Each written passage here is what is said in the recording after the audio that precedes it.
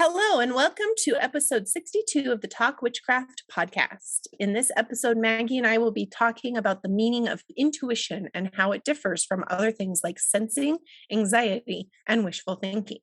Get comfy with your beverage of choice and join us in the conversation. You're listening to Talk Witchcraft. On this podcast, we talk about witchcraft as a lifestyle and discover how to merge magic into your daily life. Every week, we'll demystify witchy topics like tarot, astrology, crystals, herbs, and more as you develop your personal brand of magic and create the life of your dreams. We're your hosts, the Mystic Sisters, Erica and Maggie. For this episode, we chose the Nine of Cups, and the theme of this card is emotional maturity. So there aren't many cards in the Rider-Waite-Smith version of the tarot where the characters are smiling, but this is one of those cards. This is a well-dressed man, and he has a very round face with a big smile. And the round face is significant because in the long ago times, having extra weight and fat meant you were really wealthy and you had enough food to satisfy your hunger and then some. So this person would never say, pull yourself up by your bootstraps. This person would buy everybody boots who needs them, would repair the boots of those who have them. And there's this ripple effect when this happens. So he has enough and he's willing to share it with everybody. When I see this card, I also imagine that this guy is sitting in front of this table of cups and he's hosting a party for all of his friends. And the cups aren't all for him. He's not a lush. He doesn't appear greedy or hoarding them. He's jovial and generous. So he is satisfied with his position in life and he wants to share his wealth and he wants to spread that joy and cheer to the people that he cares about. He doesn't need to look at his achievement to know it's there, and he can sit proudly in front of it and be confident. And not only that, he can share what he created with others. So do you have a story about the Nine of Cups, Maggie? I do. We just got back from Mexico City this week. Dana and I went down for a polo tournament. This card reminds me of Dana. He's very generous and he's not concerned about being paid back for things. So there was, in America, we have American dollars, and in Mexico, they have pesos. We just happened to have converted money early on. And there was a couple other people who were visiting from America and also from Canada who hadn't done a money conversion. And so, people were asking to borrow money so that they could, get water so that they weren't dehydrated in the Mexican sun, get food and things to take care of themselves. And so Dana was offering, was able to give pesos, and people were really, I was observing people being concerned about when they were going to be able to pay him back. And like, I don't know when I'll be able to visit a bank, but I promise I'll pay you back. And I observed him just being like, it's okay. Like, make sure that you take care of yourself. Don't worry about paying me back. Do what you got to do to take care of yourself. And if you get me back, that's great. And if not, that's okay too. And so I just felt like he was in a position to share something, he'd done this exchange. And so he just happened to have the pesos, and he was wanting to take care of everybody. He wanted everyone to be cared for without worrying too much about like having that returned to him. Oh, another thing that I also remember, he had gotten a mix up in the order he had done for his polo equipment. And so he happened to have a rotor guard, which is a protective thing for the back of the back wheel of the bike to protect people from getting their legs cut open. And it was the kind that doesn't fit his bike. So he brought it with him in case somebody needed it. And then, yes, of course, somebody did need it, and he gave it away because, well, for one thing, he didn't need it, but he didn't expect the person to, pay him back for it or anything like that. And then another generous act, my generous husband, he had a polo mallet, and he loves, helping people find a mallet that like works really well for them. And so he always has a couple extra mallets for himself in case one breaks or bends or anything like that. And that happened to his teammate. His mallet had bent, and so he was going to borrow Dana's extra mallet, but Dana is a pretty tall guy, and so the mallet was pretty long because it's kind of in relation to your height and your arm length. He just said, you know what, you just have it, we'll cut it down, and then you'll have what you need for this game. And in some ways that's a little bit self-serving because of course he wanted his teammate to perform well so that they could win the game. But again, he didn't expect to be paid back for this tool that's required for the sport. He just wanted to give what he had available to him and make sure everyone had what they needed. What about you? Do you have a story about the Nine of Cups? Yeah, and it's kind of similar to yours. I mean, obviously, because we're talking about the same card. My boyfriend is a member of a fraternity and he is still active as an alum. One of the other alums who is much older than us, he lives in Phoenix, but has business things going on in Colorado. And so he comes up once a month or once every 2 months to do his business things and then also come up to the center to do his alumni things, take care of the grounds and pay bills and all that stuff. So whenever he comes up, we go out to lunch with him. And every single time that I've been to lunch with him, and it's gone from a group of like maybe 6 to 8 to like the last one, I think we counted 20 people there. So it's getting bigger, it's getting more full, lots of people are there. It's really a great time. And every single time this older alum pays for the whole thing. It's almost become expected, which I hate because it's like I don't want that. Like I want it to be this generous spirit that he's doing it in. It's his joy that he gets to come and see friends of his, brothers of his. He likes to take care of us. And, there's another older gentleman who is at war with him, of course, about who gets to pay, but he's so sneaky. He's just so sneaky about talking. I think he tells the waitress when we walk in, like, that's how sneaky he is. He does it because he can and because he loves to, and he wants to share his wealth and privilege with other people. And it's really fun and special. Yeah. And I think the key here is, since we're talking about the cups with both of our stories, there was a financial aspect to it, but it wasn't really about the money. It's about the care. And, we're both talking about like food and drink and being in company with each other. So it's about that emotional connection rather than like the financial aspect. Because the money piece would be like a pentacles thing, but right.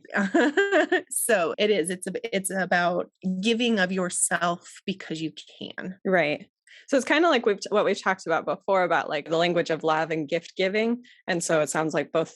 I've talked about before that Dana's love language is gifts. And in this case, it just happened to be financial. And it sounds like this person that you're talking about also just wants to like share by giving this meal to people. So should we switch to our main topic for the week, Erica? Sounds good. As we mentioned at the beginning today, we're talking about intuition. Intuition is a strange thing. We all have it, but most of us don't know what it is or how to use it. So today we will be exploring the definition of intuition, the difference between intuition and other things like sensing, gut feeling, anxiety, logic, instinct, paranoia, fear, reason, and overthinking. And we will also discuss why intuition is important and how you can develop your own intuition. As usual, we like to start with a definition. So we'll talk about what we think the definition of intuition is, but this is a difficult thing to define because it means different things to different people. So for this episode, we'll be talking about intuition as a hunch, something that comes from your subconscious mind. It's a feeling, and it's a way of knowing without knowing how you know. And it's really hard to explain why you feel the way you do. It comes out of nowhere. But again, it's something that all of us have, just many of us are unaware of this intuition in our being. Why is intuition important? Intuition is important because it allows us to connect with your subconscious mind and access information that you may not be aware of otherwise. Intuition often gives us insights and ideas that we wouldn't have come up with if we were only using the rational side of our mind. So intuition can also help us make decisions when we're feeling stuck or when we don't have all the information that we need. Now, one question that I'm often asked is whether your intuition can be wrong. And I personally don't think that your intuition is ever wrong, but I do think that sometimes we interpret the message inaccurately. And so later on down the line, we realize, oh, that wasn't what my intuition was telling me, and I've gone down this other path. And then sometimes we may think that we are following our intuition than an intuitive message or nudge, but it's actually coming from a place of anxiety or wishful thinking or logic. So later on in this episode, we'll talk about how to tell the difference between what is your intuition and what is these other things. But for now, let's talk about how you can develop your intuition. There are many ways to develop intuition. Some of the most effective methods include being present, noticing patterns, practicing self-care, and spending time in nature. So that first thing to do is to be more present in your world. So if you're more aware of and present in each moment, especially when you're meeting new people or visiting a new place, that's a way to help you develop your intuition. So to do this by tuning into your senses, your sight, the sights and sense and sounds, so many S's again, around you on this conscious level so that you can be more aware when your subconscious is picking up on something. My intuition is in hyperdrive sometimes. And I can, upon first meeting with people, I usually can tell what type of person that they're going to be. And that's not a humble brag. It's just because I think that my personality trait is to immediately be friends. Like I'm the person that it's 0 to 60, either we're nothing or we're everything. And because I am putting out a lot of myself, which is detrimental sometimes, and I get hurt a lot, I am feeding off of a lot of the energy that other people are giving me. And I think that's also part of my empathic abilities as well. But it's always because whenever I'm meeting somebody new, I'm 100% into meeting that person. And I'm present in that moment. I'm looking at who they are, what they're doing. Are they fidgety? Are they confident? Are they nice? Are they grumpy? And all of those things are building into developing that first impression. Yeah, there's this idea that people are more intuitive after experiencing like trauma or painful interactions with people. And I think it's like you're saying, like you've been burned before. So you've learned to not let that happen again by paying attention to signs that people are giving you. It's stronger with people. It's not as strong with environments. I feel like I'm the opposite. I feel like I have a hard time reading people, but I can get a really good sense of a space and the way that like the energy of the general space, whether people are really comfortable in that space or whether it feels like unsafe and things like that. Mm-hmm. Yeah. The next thing to do is to be more aware of the patterns in the world around you. Everything in this universe is made up of patterns, and humans love patterns. We find patterns in everything. It's embedded in our DNA. It's just part of who we are. And so if you're paying attention to what triggers your thoughts, speech, and behavior patterns, this can help you understand your intuition better. Yeah, totally. So this is kind of similar to the like being present, but as you're more present, you're able to notice these patterns better, paying attention to these things coming up. You're like, oh, wait, this is similar to that other time that this happened. So this might be a similar experience to that other thing. Right. And, alluding to our later conversation about anxiety, it's hard to balance that because your brain is always looking for patterns and your brain is always trying to protect you. So if it picks up on something that's been triggered a trauma in the past, it's going to be like, this happened before and it's happening again. Right. And so balancing that intuition of something happening versus an anxiety of just telling your brain, hey, you know what? I know you're protecting me, but I don't need that right now. Right.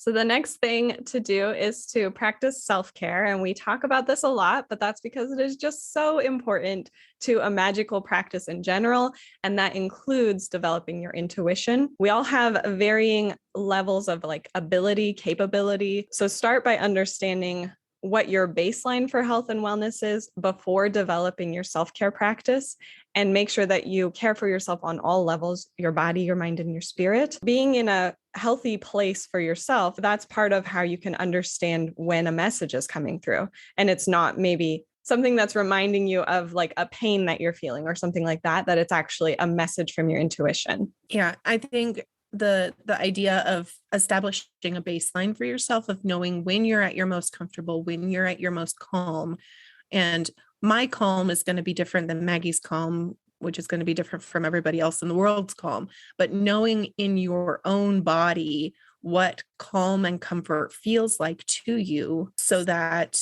when it goes plus or minus either direction, you can feel those changes and start developing that intuition that way. Spending time in nature is also a great way to develop your intuition. When you are surrounded by the beauty of the natural world, it's easier to connect with your intuition and to listen to what it has to say. Nature provides that sense of peace and calm that we were talking about that can help you to access your intuition more easily. It's also a really good place to feel those senses coming into play, listening to cracks and shuffles in the underbrush, listening to the birds, listening to the bugs when something changes and trying to figure out what is changing. Like, is that an animal moving? Is that just a leaf falling? And just having that outward reach away from yourself and into the world. Yeah. And then just in general, being in nature is like the base of most people's witchcraft practice, is a connection to the natural world, whether you live in a city or in the country, whether you spend a lot of time in wilderness or, you spend time in a garden. Having some connection to the earth and the air and the sun and the moon and all of these things, that's really important to witchcraft, and therefore, by extension, connecting with your intuition. Yeah, I had just yesterday, I was walking into work and, granted, I wasn't out in the mountains. I wasn't in a forest path or near a river. I was just in the parking lot of my work, still in nature. And I heard the birds chirping. And I was like, it's spring. Oh, and I was like, it's just that bell curve that we've talked about before with the seasons changing. Like, we're starting to go up that slope up to the equinox. There was still snow on the ground, but it was warm and the birds were chirping and the snow was melting. And so it was trickling down. So there was the river sound was the water trickling down the gutters, but it was just this moment of like, oh, it's spring. yeah. I can feel it. I can hear it. I can see it.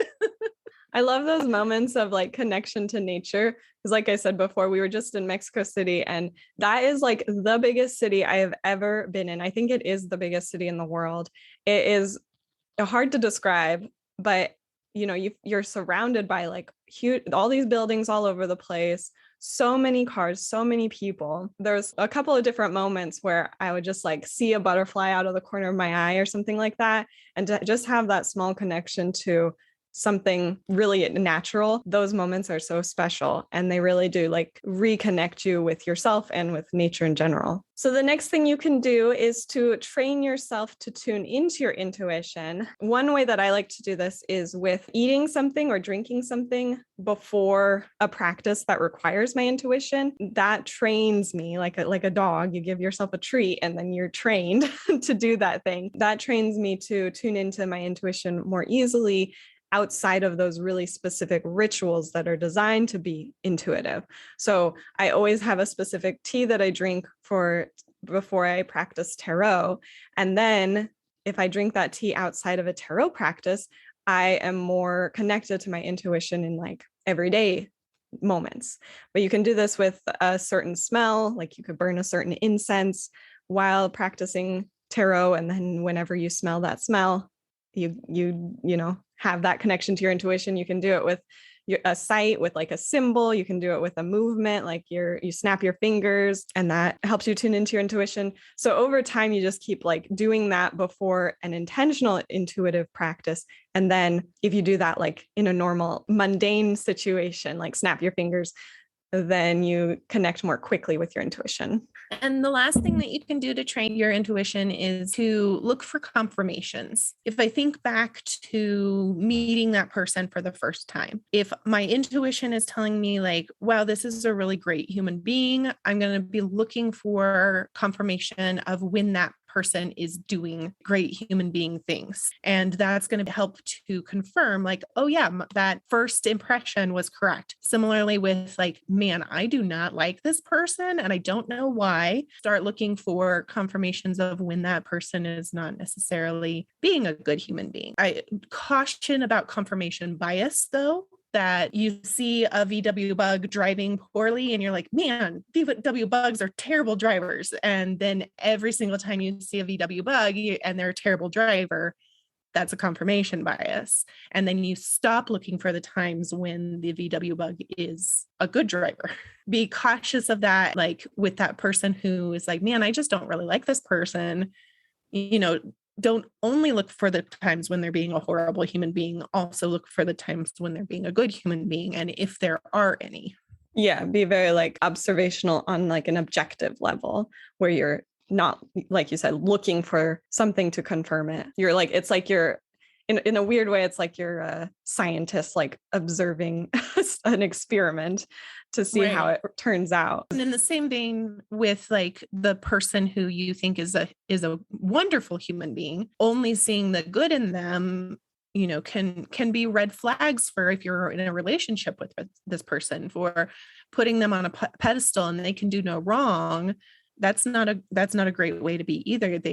Humans are fallible. They do wrong. And so it's just something to be cautious and aware of. Yeah, I think that's important. Like not putting people in boxes as like, this is a good person because my intuition told me. And so they can only be a good person from then on, or vice versa. Because somebody could be a good person and do something, have a mistake. They might hurt you, but they're still a good person. It kind of depends on how they react after you've told them that they've hurt you. That's what really determines if they're a good person or not. And now a word from our sponsor. Tarot began as a card game and later emerged as the mystical divination tool we know today. There are countless variations in artwork and design, but the general message of these cards is universal. At the Tarot Boutique, we showcase hand-drawn and thoughtful tarot decks of 78 cards based on the 3 major tarot systems: Rider-Waite-Smith, Thoth, and Tarot de Marseille. We offer decks in a huge variety of themes, religions, art styles, and more to suit the preference of any reader. All decks include 22 major arcana cards and 56 minor arcana cards. Tarot is suitable for beginners and advanced spiritual seekers, or anyone who is looking to develop their intuition, manifest their intention, find guidance, and understand life events. Pick up the deck of cards to embrace your spiritual gifts and channel your inner knowledge and your wisdom. Side effects include predicting the future, achieving your goals, feeling confident in decisions, improving your relationship, and all of your friends asking you to read their cards. Back to your regularly scheduled programming. So as we've alluded to, there are many things that tend to get confused with intuition. So let's attempt to create some boxes around these experiences and discuss how you can differentiate them from your intuition. The first is sensing. Sensing is being aware of your surroundings. You use your senses to take in information about the world around you so that you can better understand it. I think sensing is important for developing your intuition and also for developing your psychic senses, but they are a separate experience. Right. So we talked about that when we were talking about developing your intuition, that using your senses to experience your surroundings can help you to be more connected when you're having an intuitive message. But I wouldn't say that, like feeling that a flame is hot is intuitive. That's like, it's just like a tool you can use to develop that intuitive ability. Exactly. And if you think about walking into a situation, sensing is happening all the time. You're looking at things, you're hearing things, you're touching things, you're smelling things. What's the last one? Tasting? Oh, you're tasting things. Hopefully not like walls and stuff like that. Yeah, like don't go in and lick the wall of a coffee shop when you come in. Taste the coffee, not the wall. Right. And so that's happening regardless of any intention behind it. But you can enhance it and you can train yourself as part of developing your intuition and as part of increasing your magical power, but they're separate from each other. Well, because like there's a difference between your physical senses and your paraphysical senses. Clairvoyancy is seeing clearly, but it's not happening like I can see that there's a crystal in front of me. But a paraphysical sense of seeing doesn't happen on that like physical level. So the intuitive sensing is different from the like physical sensing. But like you said, they enhance, like, being able to be really aware of those senses enhances your ability to be more intuitive about those senses. So another thing that people often talk about in terms of an intuitive nudge is a gut feeling. In my opinion, this is a physical manifestation of your intuition. You feel the hunch of your intuition in your stomach or in your gut area.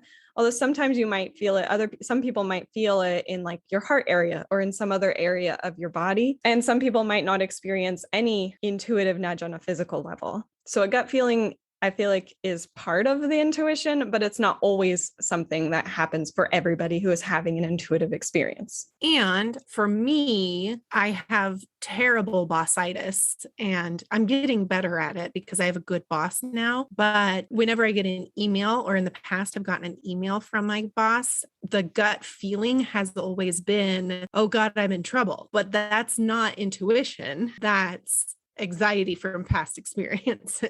Right, exactly. So, I mean, people talk about like anxiety poops, because that's like something that's happening in your gut because of anxiety. So we'll talk more about anxiety in a minute, but I think gut feelings aren't always like the most accurate way to determine your intuition unless you're really connected to your intuition. And going back to that, knowing what your base level is, what your foundation is of I'm at calm, and then now my gut or my heart or whatever is telling me something different, and paying attention to that pattern and using it to figure out what your intuition is telling you. Another thing that is part of intuition, but is separate from it and different, is instinct. Animals, including humans, are born with certain instincts, but many of our instincts are learned through experiences. So we learn to fear things that are dangerous or to be attracted to things that are beneficial for us. Intuition comes from the subconscious mind, and instinct comes from the conscious mind. And again, these are all kind of just like how we're describing these things. And so you might think of instinct as part of your intuition, and that's okay too. This is just a way to kind of categorize these things as differences. It's kind of helpful to like think about them in these terms in order to really understand what is your intuition and what is something else. And you can use your instinct to be able to develop that intuition. The instinct is coming from a very physical, conscious fear or attraction to something. And if our instinct is saying like, ooh, I need to stay away from that, that's that consciousness of being aware of it, which then we can move into the subconscious of intuition of any time that something comes up. If you're thinking about learning a new craft or hobby, instinct is, I'm going to talk about crochet because that's my hobby. Instinct is diligently reading patterns and learning new stitches, and that part of developing something new. Intuition is me now being able to sit on the couch and not even look at my crochet anymore, and I can watch a TV show because it's so much ingrained in me that I don't have to be aware of it anymore. Sort of. Yeah, I think that's okay. The way you're describing it, it sounds more like the logic versus instinct. That the first was more like logic where you're... Well, maybe talk about logic now. Okay. So then another thing that is hard, that you might be wondering how it's different from your intuition, is logic. And so you might be thinking you have an intuitive nudge, but it's actually just like you've gone through the process of reasoning that this is what's true. This is what's happening around you because of the evidence that's around you, the facts that are around you. And so you've arrived at this valid conclusion. And that's different from your intuition because, as we've said, intuition isn't rational or reasonable. There's no way to trace how you came to the conclusion. You can't really explain it. It's just this feeling that you get that this is the thing that's true. And then, of course, there's always wishful thinking, Wishful thinking is a type of thinking where you allow yourself to believe in something that isn't true. It's often based in hope or desire rather than evidence or reason. It can motivate you to achieve your goals, but can also lead to disappointment or unrealistic expectations when those wishful thinking things don't come true. So it's different from intuition because it's all about the mind and your thoughts. It is conscious, and intuition is in the body and in your feelings, and it is subconscious. And then finally, probably what many people are waiting for is, how do you tell the difference between your anxiety and your intuition? And so we'll talk about that. Basically, anxiety is a feeling of unease that evolves from worry or fear, and it is a normal reaction to perceived threats, stress, thoughts of the past or the future, a traumatic event, or a genetic disposition. In some ways, anxiety is helpful because it warns us of potential danger. However, if it overwhelms you, turns into paranoia or delusion, gets worse over time, or interferes with regular activities, you may have an anxiety disorder, and it would be good to talk to a doctor and seek help. So I think it's important to at first just recognize that anxiety is a normal thing that many people experience for certain reasons. But again, if it does any of those things, that could be something that requires additional help. But in general, the differences between anxiety and intuition, anxiety can be traced to a real source, whether that source is rational or not. And intuition seems to come from nowhere. You can't figure out why you get that feeling. It's just out of the blue. And usually anxiety is accompanied by physical symptoms like sweating or restlessness or tenseness or an increased heart rate. It feels immediate and loud, where intuition is more pleasant, whether that's the gut feeling that we discussed earlier or just a general calm knowingness that you're just know something without understanding why you know it. It's much easier to ignore your intuition than it is to ignore your anxiety. Another difference is that anxiety is focused elsewhere, anywhere except for presently where you are currently. For example, you might have anxiety about how embarrassing you were at the party last weekend, or what happens if you don't get on the plane, or whether or not you'll do well on a presentation. Whereas intuition is focused on the present. And we talked about that at the beginning, that, being present in the moment about what's happening right now and what's going around at this time and place. So yeah, I think that's like the biggest key is like anxiety is about worry about the future, fear about the future, worry about the past, and intuition is like, it's about what's going on around you. It's the what if question. It's what if this happens? What if that happened? What if I was foolish? What if I was dumb? What if nobody likes me? It's pondering these questions that aren't real and are not based in reality. Well, sometimes they're based in reality. They are, the reality of the present moment. Yeah. And it takes you away from yourself and puts you into another time and place. Yeah. And then your intuition is right now. Right now, what's happening right now? I'm looking at this person and I'm feeling this way about them. Right. So yeah, like for example, with the plane, it's like in anxiety, one anxiety that I often feel when I'm on a plane is suddenly I have all these fears about like, what will I do when the plane crashes? Where is the stuff that I need? Like I get all prepared for like, what if this happens? What will I do? Whereas intuition is like a knowing about what's you're experiencing. But yeah, it's not a question. Intuition is like a statement. Mm-hmm. Yeah. And I guess too, anxiety is usually based in negative feelings, whereas intuition can be either one, positive or negative. Yeah, that's true. And it just feels different. It's like you can much more easily ignore your intuition. So if something is like really pushing on you and like feels really immediate, that's more likely to be your anxiety. And that's why it's important to be in that present moment, because then you're in a place where you can hear the just like whisper of your intuition. Anxiety comes from past experience. And like I said before, your brain looks for patterns, looks for things that are happening again. Your brain doesn't necessarily know what time and space it's in. Let's say you saw as a kid, I'm going to steal this story from my friend because it's a good one. As a kid, she stepped on a spider and the spider had an egg sac on its back. And when she stepped on it, all of the little baby spiders started crawling everywhere. And it terrified her as a little kid, as it would terrify anybody. And so anytime she sees a spider or sees somebody step on a spider, her brain goes back to that moment, even though 20 years has passed. It's reliving that same moment over and over and over again. And so the brain is saying, "Ooh, this is happening again. I need to protect you." Well, if that happened to me, I definitely empathize. Yes. That's terrifying. It's terrifying.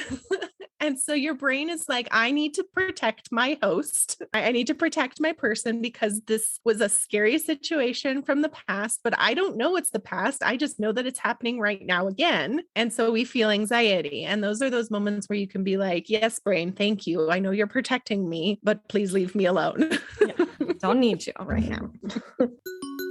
This episode is brought to you by Cedar. So Erica, tell us about the medicinal properties. And when you're done, I'll talk about the magical properties. Cedar, otherwise known as Thuja occidentalis. It is a wonderfully smelling, beautiful tree that does one thing really well. It is antifungal. That's pretty much all it does. It does have some antimicrobial and antiviral properties as well, but really we're looking at antifungal things. You can use it orally or topically for any sort of warts. You can also use it for any fungal infections of the foot topically. Maggie reminded me before we started recording that if you walk through a cedar forest, you won't see any mushrooms or fungus growing on it because of their amazing antifungal properties. Editing Maggie here. I wanted to check this fact, and it's something that we used to teach at the outdoor center that I used to teach at, that if you observe around the western red cedar, you won't really find mushrooms. And I just wanted to clarify that it's not that there won't be any mushrooms, it's just that there's very few mushrooms that will grow on or around a cedar tree, and specifically the western red cedar. So I wanted to make sure that it wasn't a blanket statement that you'll never see a mushroom growing on a cedar tree, that it's much fewer because of this antifungal property. So if you've got a fungus and you want it to go away, throw some cedar at it. Not like confetti. It could be fun. But no, you're right. Make a poultice, make a salve. Use the essential oil in a carrier oil. Yeah, it is contraindicated in pregnancy and during lactation, and you shouldn't use it in high doses for a prolonged period of time. High doses have caused convulsions and neurotoxicity, and it can cause headaches. So try not to use it too often and for too long, usually as an ointment or as the essential oil. Cedar is an active tree. It corresponds with Sun and Jupiter, fire and water, and Pisces and Sagittarius. It is most associated with confidence, strength, power, money, protection, healing, and purification. So one use for cedar is to consecrate your magic wand or to cleanse your magic wand using a herbal bundle of cedar fronds. I don't know if you call them fronds, leaves, and burn that. Use the smoke to bless and cleanse your wand. You can also carry a piece of cedar, whether that's a piece of cedar bark or a bit of the leaves, in your wallet or near, like if you have a coin jar or something like that, putting some cedar in that to attract more money to you. Hanging cedar on your wall can protect you, particularly against lightning. And if you add it to a charm bag, it can promote calmness when carried. It can also promote healing in yourself. Oh, and additionally, you can actually make your wand out of cedar wood. So taking a branch and carving your wand out of the cedar wood can make a really nice wand, especially if you feel strongly connected to the cedar tree. Most trees, and including cedar, are associated with longevity and wisdom because they live for so long. They're some of the longest living plants. And so using cedar in that way, or really any tree, energy in that way. Can be beneficial for spells for wisdom or spells for longevity. Just a note that we've mentioned before, and so I'm continuing the conversation. This is an excellent alternative for white sage Yes, for exactly. smoke cleansing. Yeah, so making that herbal bundle, like I said, can be used for cleansing your wand, but just in general, cleansing your space as well. Side note, I wonder if it protects against lightning because of its association with Jupiter. Oh, maybe. For some reason, I feel like I remember it like being a very rarely struck tree. I think they're blessed by Jupiter, god of thunder and lightning.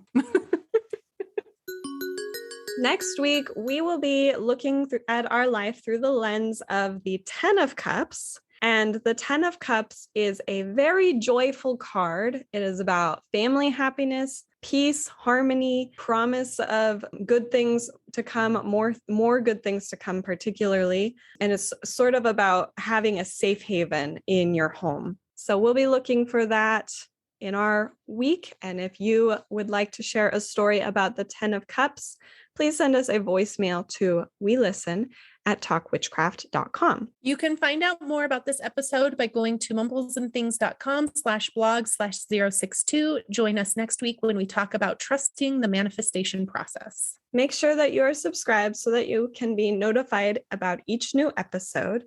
And to help other witches find this show, please leave us a 5-star review wherever you listen to podcasts.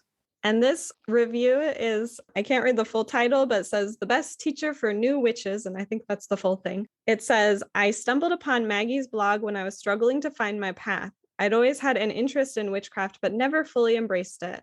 Maggie's blog led me to her Facebook group, and there I found so many people just like myself. I immersed myself in every blog post and every Facebook Live video, and I learned so much and found confidence to embrace myself and my witchy path. Maggie's teaching method and the way she breaks down information is so great. She's so thorough and really puts in the work to make sure she's giving you the whole picture on whatever topic she's discussing. I left social media 2 years ago, and the only thing I miss is being part of the Facebook group. I'm so thrilled to see this podcast. You will not be disappointed.